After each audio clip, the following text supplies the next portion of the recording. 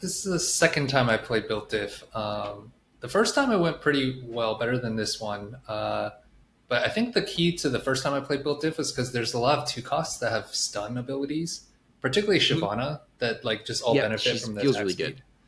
Yep, 100%. And that's so cool, right? You're thinking about it like that. It's not just play all the four costs; it's Yeah. play these units that are really good and that do cool things. It's so good. I'm gonna keep gushing about it because it's so exciting. But yeah, I mean, I think anything that feels with attack speed, right? Multi strikers just naturally will feel good with attack speed because they're built around multi striker. So like, I bet Cassidy is probably pretty amazing with this setup. Like Cass, right? She is attack speed oriented, so she's probably pretty amazing with the setup. hmm Ash is totally fine as well. So anything that works with I mean, everything in the game generally works with attack speed because attack speed is just an insane stat. But stuff that is like built to work around attack speed probably just a great go to for this kind of situation. Alrighty.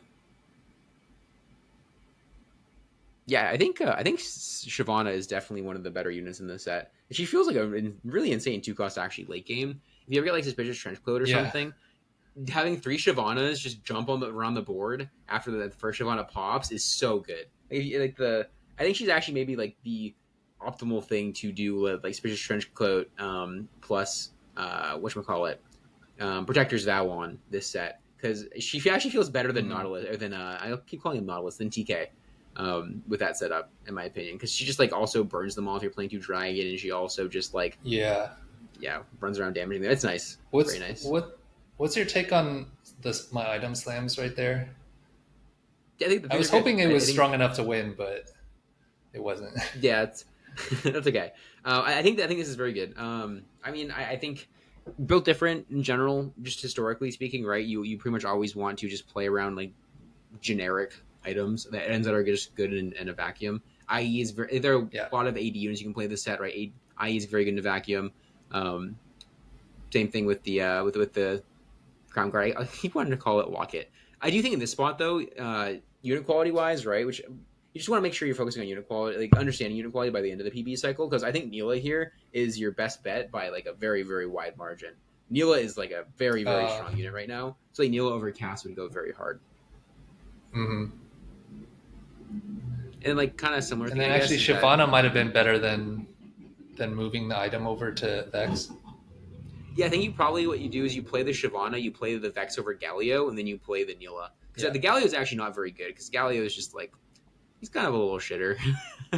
He doesn't do the most in the He world. And then does CC is do like okay, stun too as but well, but yeah. he does, yeah, he does like that stun and the three hex thing. But the problem with Galio in my mind is that his if you I guess you can't hover him because it's not a live game. I'm pretty sure if I'm not mistaken, when he casts his like flat damage reduction only works for like a couple seconds. And so it's like Mm, pretty hard to get him to actually be tanky, generally speaking, in my opinion. Especially without yeah. Vanguard, he feels like he's gonna fall off pretty quickly. So I'd say like unit quality wise here, right? Like Vex is fine for sure. Neela is definitely the best IE holder, and then I basically just look for anything like without three synergies. Like, I think Bard and Gallios generic like in a vacuum in this set are going to be not amazing units to play around because they're both three synergy guys, and you can kind of you know take Mm, it for you take it for granted a bit that like the three synergy units will be worse this set than a lot of the two synergy units. So what basically the worse the unit synergies this set are, the better the unit's going to be. Which is a really nice trade off right. compared to last set, right? Where like Mordekaiser, for example, or like Nico as well, kind of maybe slightly awkward synergies, but she's a monster. You know, she like stuns a ton of units, hits backline, crazy unit. hmm I think Neil is a great example of that too, right? It Where like seems like Warrior the. is kind of awkward to play, but and Eldritch is kind of awkward to play, but so the Neela now is just like a monster. hmm Yeah, it also feels like a lot of the three costs, like Hecarim, Swain, Mordekaiser, aren't like fully like your normal tanks. They're like kind of these hybrid. Yep. You can build Yeah, them no, for like sure. with tank items, but also with bruiserish items. Yeah, I mean, Hecarim is actually, I think he's just straight up damage, isn't he? I'm pretty sure he Yeah. doesn't have like any shielding or healing in his kit. He's literally just like you do more damage and you charge people, and like when you cast like your like you like auto attack in an AOE or something. So definitely important to make sure. This is for all TFT players out there. It's important to make sure you're reading the spells. It Hmm. is, TFT players is a just in general don't tend to read very much, but just because something is Bastion in this set does not mean that it's actually going to be tanky, which is an important consideration. Okay, interesting. What was the roll down? What was the thought process behind the roll down? Or did you actually roll? I couldn't quite Uh, tell. A little did I blurry on roll? my end. Let's see. I think you did. I might be wrong. I might be Oh, totally crazy here. whoops. Wait, what just happened? I saw you hit Galio 2, and then I thought you rolled, but maybe it was just the charm or something that lets you roll like twice for free. I could totally see it being that.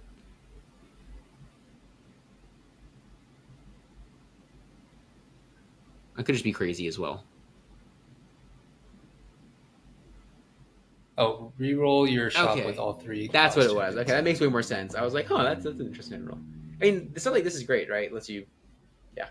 Yeah. I do think Hui is really really good as well. So I think like even with IE, it's like almost always Hui over Ez here. Ez is just one. Ez is like the only example I think I can of a unit right now that I can think of where like he's a unit with like kind of bad synergies, but also he's not a great unit in my opinion. Um, Hmm.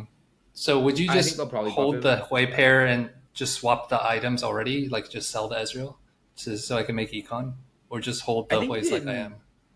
I think you can hold it just the ways like you are. I think you want to find. I think a lot of this is going to be that the not picking up the Neela earlier is hurting you a bit, and like actually putting Hmm. together a decent board here because I think Neela 1 is actually probably better than Hui 1 here. Wait, well, maybe probably better than Hui 2, but definitely better than Hui 1 here because that unit is just Yeah. busted for some reason right now. Um, but yeah, you can just Okay. do this, I guess, if you don't want to move items to Hui. I think you totally can just move the IE and the red buff to Hui, and it's better. And then you can also just like you know move on to a four cost or whatever when you get there. Because I do think Hui Hmm. in general is just going to be stronger for the board right now. Okay. So I was thinking buried treasures could be good since I want to play around a bunch of probably four costs, but the Mm-hmm. problem is I'd probably be taking a lot of damage in stage three. Yep. Whereas if I take new recruit, like I could use a duplicator on one of the three cost pairs I have right now and like be reasonably strong in stage three, or I could just hold it for stage four on a four cost. I like wasn't quite sure which direction to take on those. And it seemed like Yeah. support So I golem think wouldn't be as good since I want to just buff like whatever units I have on the board. Well, I guess yep. support Yeah. items could be good on that. It can be good. I'd say support golem is a little better than new recruit here. So the thing behind new recruit, which is kind of awkward to think about, is that so how new recruit functions really is that fawn is really so the champion duplicator is really good here, right? Because you wouldn't want an eco like your Hui right now, I think, but you could definitely look to get like a 2-star four cost later.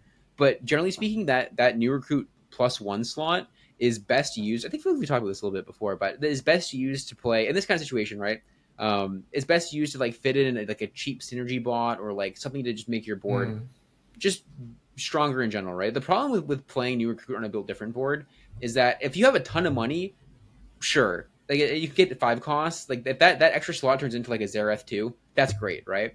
But if that extra slot turns into like a Callista 1 or like because it's hard, you're not going to be playing an extra synergy on this board because mm-hmm. just you're playing built different. So it's really hard to get a lot of extra value out of that second slot. I'd say like 4-2 new recruit is a lot better and built different just because you can have a better feel for if you can like hit a 5 cost or go 9 or something in that spot, and that's where you get value out of it because you get really high unit quality. But yeah, I mean, Built Different is all about the unit quality. Where New Recruit, I think, often incentivizes you to play like an extra little shitter, or like you're playing 4 blaster instead of 2 blaster and dropping something else, or you're playing like maybe an extra pyro or an extra arcana for free, but you're using it for the Nico, but then you also get like a tiny little bit extra value on top of that. But again, in this spot, it's hard to do that just because you can't actually fit in an extra synergy. It's just going to be an extra unit just auto attacking away. That again, that unit is getting value from Built Different.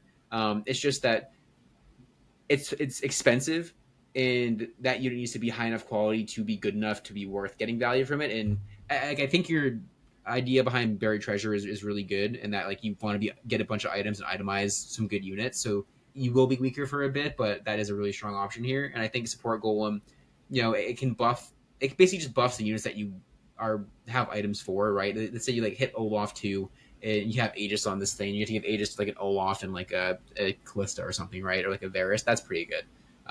So I'd Mm-hmm. say support golem and buried treasure are a little bit better here. on 3-2 in particular. On 4-2, again, you can consider new recruit, but right now it's going to be quite a bit of less value because you're going to be sitting on the duplicator and you're not going to use it yet. And then the +1 Mm-hmm. team value is going to be like a Twitch on your board. Not literally a Twitch, right? But it's going to Right. be like something not amazing, like an extra Hui maybe. Okay, that makes sense. A movable object looks fucking insane here, I will say. Oh, because of all the extra HP from built diff. Yeah. Lucky So Gloves is now I'm also thinking, insanely good here. Same with Roll the yeah, Dice, actually. This is tough. This is very, very tough. I I think out don't of think I all have of an these, extra glove. you don't. Yep, you definitely don't have an extra glove. If you take Lucky Gloves, you definitely need to take a glove off of Carousel. So where you are right now, HP wise, I think there's a decent chance you could get a glove of Carousel. You probably lose like if you like didn't roll right now, where you didn't hit like way two or anything, you could probably be second pick and then get a quick glove. If you don't get a quick glove, then the game gets very hard, I would say. Mm-hmm. And so it's maybe higher risk, higher reward. Because if you get to like three TGs, you probably just win the game off Lucky Gloves because Lucky Gloves Yeah. plus the thing is insane. I think with these two options, I definitely wouldn't pick Randuin's anymore because I think these Mm-hmm. are a little bit stronger. Roll the Dice is also it's very good. It's a safer pick. It gives you a stronger stage 3. It caps out a little bit less, but it's probably a safer top 4. So both. I Okay. think technically you could take all three, but I think the two on the right are a little bit better, and it's just whether you want to play for first or not. Whereas Not if that I you had can't an play for extra first with this glove, either, but lucky gloves might have been better. yeah, if you have an extra glove, Lucky Gloves I think is insta take no matter what. Mm. But without it, it can be a little risky because who knows if you're gonna actually get a glove carousel, and if you don't, then it's kind of hard because you need to finish this sword on as eventually as well. Yeah. And so if you get like non gloves, it could be kind of awkward for your game. Yeah, no, this looks totally fine. This looks totally fine. But yeah, and that's a great example of that round, right? That we talked about with why there's so much more dynamic decision making right now in set 12, where it's like there's so many little pieces to think about because in set 11 the optimal built different board is just playing every 4 cost in the game. I would say generally speaking. Uh, Mm-hmm. now, I mean, you could have probably argued that it's a similar thing in this set. I'm sure you want to play a lot of 4 costs on your board, but I think there's a lot of unit quality outside of the 4 costs now, like you said, with like the stun bots, like Shyvana, for example, that can be really strong. There's definitely value outside of the 4 costs that can be really, really good. So yeah, there's just more to think about. I think in general, there's less solve because it's PBE, but again, I think there's less ability to solve the set in general. Oh, that's not bad. Nice. Yeah, and so like Swain should probably definitely be on your board here. I know you're probably okay. Cool. I was say I know you're thinking about the stun stuff as well. So Galio for stuns is definitely good as well. Even if he's not the best unit, if you just want stun time, it's not terrible. But Swain is like super super high quality for sure. Between Swain and Nico, I would assume Nico's still maybe a little bit better with the stunning, unless it seems like Swain will be more for like tankiness and stunning, or sorry, Yeah, for I think damage. I think Nico would But with the probably Rascal's better gloves, here. that'd be really good. I think the other thing with Nico, yeah, the other thing with Nico is that it also is percent HP healing, where Swain is flat healing. So Nico Mm-hmm. would probably be better in general in this situation. Like, he had two Nikos. I'd definitely play two Nikos over two Swains. I think it's fine to play two Swains over like Nico +1 if the +1 isn't amazing. But yeah, either way. Yeah, I like a lot how you're looking for things that actually like stun and have an impact on the board. Otherwise, wow, Wukong is he? I guess Druid probably counts against build diff. Yeah, Druid activates a trait. That's too bad. I guess that'd be kind of broken. Wukong would just be an absolute fucking monster. Nice. I should probably roll here, right? Am I okay? I'm rolling I would look around a bit. I mean, I think you don't necessarily have to. Um, because I have like a million pairs, you do have a lot of pairs. and Oh, I feel accidentally that. activate. I totally feel that. That's also me every time.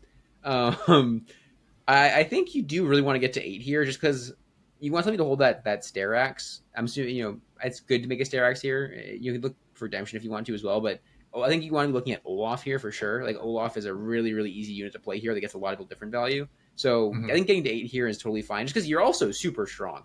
Like you are already your Vex 2, your Callisto with 3 items. I think you're totally strong enough to get there. I don't think I had the Vex 2 until I rolled. I think I like Oh, rolled did you like not? once or Okay, maybe twice. not then. Gotcha. I think I rolling think. for like Vex 2 is great there then, for sure. Okay. Here seems like none of these are great. Yeah, I'd say support cache is good, but the other two are pretty bad, right? You have a bunch of HP, Okay. so you need combat caster. Item collector is not amazing. You don't have a lot of items. It's Capricious Forge. It's decent. Yeah, I think duo Q is actually really good here, believe it or Because not. there's like isn't like half the 5 costs that could actually work here with both Smolder, different. It's Diana, like a and they're third. really good ones too, right? And you also get two Yeah. components, so you can get Smolder, you can Camille. get Diana. Yep, Camille. You can get. I guess Milio's hard because you have a Callista, so you probably wouldn't play Milio. But yeah, there's a lot of really really good ones here actually. So Duo Q is almost certainly your best take here because it gets you to 8 really easily. But like the other ones are okay. I think Duo Q is just probably your best bet because the items are really important here as well. Important part of the consideration because they're just very good. Because I also have a Naked Swain too, so I was also thinking Capricious Forge would make my board a lot stronger right now. Yeah, it can for sure. I think I don't like this augment a ton in general right now because there's so many artifacts in the game now where you're swinging and definitely just roll like fish bones or RFC. You know, Oh yeah. I think there's a lot of like very specific artifacts now, so this feels like very hit or miss on most units. I would say. Duo Q I think is just like an incredibly safe pick here. Blossoming Lotus is also a pretty safe pick, but I think Duo Q is like turbo safe. If you get like double tier, double rod, double whatever, you're good no matter what the double component is, and you're Hmm. good no matter what the two units are. Unless you're like Yeah, both and I have a Briar, that would Reforger suck. on bench too. Okay. Yep.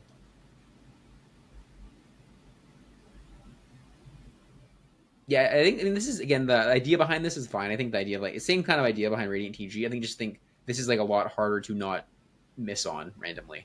Hmm. Um, that one's pretty good. The Ludens is whatever, but the Hull Crusher is fine. What I've often found with both Blacksmith gloves is that at most you'll have one good item, and so it's kind of like you took Portable Forge, but like you can't pick the item that you actually got. So Right. you almost never like you have one like, almost completely useless item, then one item that's like kind of okay, generally speaking. And sometimes you get like the Giga Nuts, and then you get like maybe not double Luden Swain, but you'll get like like Hull Crusher Spirit Visage Swain or something. You're like, okay, that's pretty good. And the next turn again, you roll Fishbones RFC, and you're like, oh, that's pretty bad. But you'll get like Vampiric Scepter on your Swain, and then he'll never cast, and you'll be really sad. you get like Mittens Silvermere, and then you're like stuck at 0.5 attack speed with your 60% attack speed item.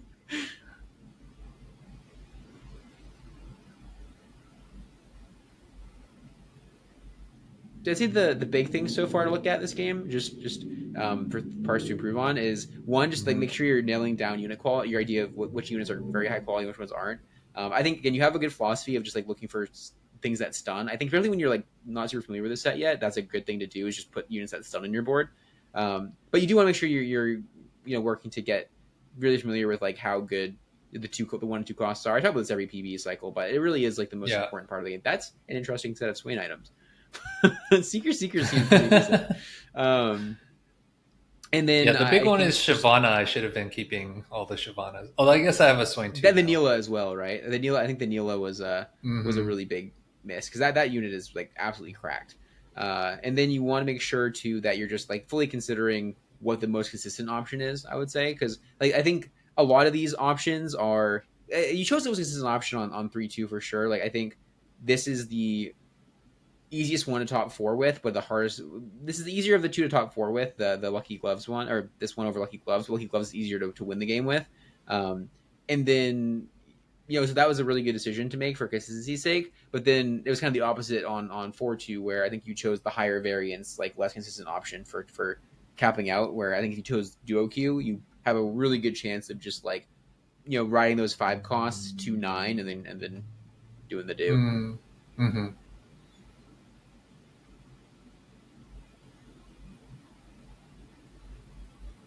Yeah, this is the awkward part now too, because it's like kind of hard to get off the Vex, but you probably want to get off the Vex. But it's like Yeah. it's very tough to get off the Vex.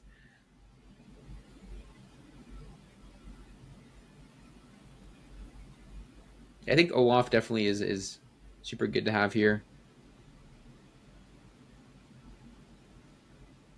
I'm looking to itemize like Olaf probably, Mm-hmm. I or think if you I'd want probably to move the here, items from Swain, right? Or the actually the Rascal's gloves. yeah, I think Rascal Gloves Olaf is probably your best bet. I think what you actually want to do here probably is I mean, I think you if you can, if you don't hit Callista 2 too quickly, I think it's actually better to play Milio Varus than Callista because Milio also gives you more items on all your stuff. So you can start like Mm, actually yeah. yeah, Milio is like a very, very strong unit here. So if you go like Red Buff, Rage Blade, Milio, technically you could go Red Buff, Rage Blade, and IE on the Milio, but you could also just go like Red Buff, Rage Blade plus like Rabadons on your Milio here, and I think it's totally fine. And then IE, you can even like IE your Olaf, and then like Radiant TG something else if you want, and then look for Olaf items. Or Milio would basically just give you Olaf items, right? Which is really really nice. So Milio is actually like a really good way to cap out a build different board for sure because it's really easy to not play Scholar, and it's pretty easy to not play Two Fairy as well. Would you sell the Callista pair though? I was probably So just I gonna would, roll yeah, down and. I would roll down here. If you hit Callista 2, I would make it, but I would hold all the Varuses. And then if you hit Varus 2 as well, I would sell the Callista 2 to play the Varus 2 in the Milio. Right. Okay. You also just go like double Rageblade Milio with red buff here, and that also probably like turbo fucks.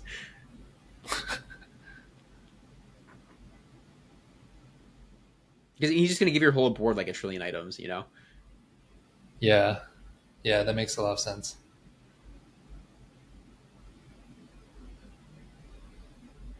Yeah, Nami is also really good in build diff. Yeah, for sure. And she's just very, very good CC. And you kind of have, it's like, attack speed's like a similar effect to Mage. So, and you're just making you cast Mm. more. I think there's just like some little ways to cap out the board a little bit better. I mean, you'll get used to built diff the more you play the set as well, obviously. But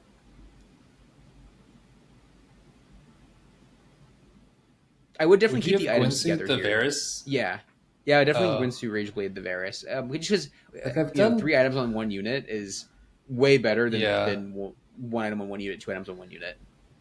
because I was thinking the anti heal was better on Nami, and then I've done Gwynsu on Varus before, and his It feels a cast little animation awkward. is so long. Yeah, I think if you want to, you can go red buff IE Varus with Rageblade on the Nami. Um, but I do think Varus also hits like the entire board for what it's worth with the red buff, right? Like Oh he yeah, does right. hit like a ton of the board. I think he's just like a little bit more consistent in terms of DPS. Because sometimes Nami just doesn't really do a lot Mm-hmm. of damage. Sometimes she pumps, but sometimes it's a little bit iffy. Yeah, especially without Mage, because that's where a lot of her power is too. Yeah, and getting to that third cast really quickly, right? So I think she is good in a different board, Yeah. but it's like she's about as strong as she is with Mage. I would say Varus is like a little bit stronger than he is with Two Blaster, probably, which is just like a little Mm-hmm. bit better. Yeah, it's actually yeah. Besides, so it's Nora, Briar, and Morg all have their own synergies, right? And then Zareth, and then all the other ones are I think fair game for built different. All the 5 costs. And he's saying that you would like you like take DOQ there and get like Zareth, and it'd be sad. So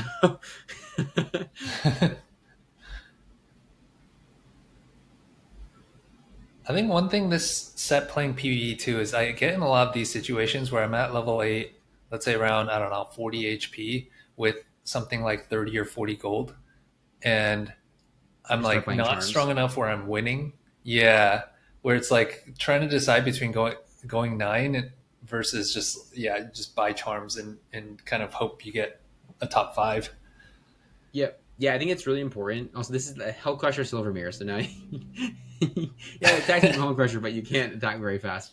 Um, yeah, I think a lot of this progression in like stage 4 of this set is understanding when you have to roll for charms when you don't, and trying to set up yourself in a way where like if you roll for charms enough mid game and you have a strong enough mid game, you get to 8, and then I find myself often just like going right from 8 to 9, I'll go like a late 8 and then I'll go right to 9 on like 5-3 or like sorry like 5-5 or like 5-5-1, because I'll just Mm-hmm. have a board like stabilized around 3 costs hard enough where I can kind of like skip 8, which is crazy, to say skip 8 after set 11. But I will skip 8 relatively frequently this set, and then sometimes you will just get stuck on 8, and that's okay, right? Because sometimes if you're low HP, you need to just roll every turn to not be to not be dead and to hit charms that keep you not dead. That's totally fine. But I think Mm-hmm. a lot of it is being willing to like have a charm in your shop that's really good, right? Like you have this like charm that guarantees you win the fight, but then you scout and you say, oh, I win the fight anyways, all my fights anyways, and you don't buy like the. It'll be like one of those charms that says like,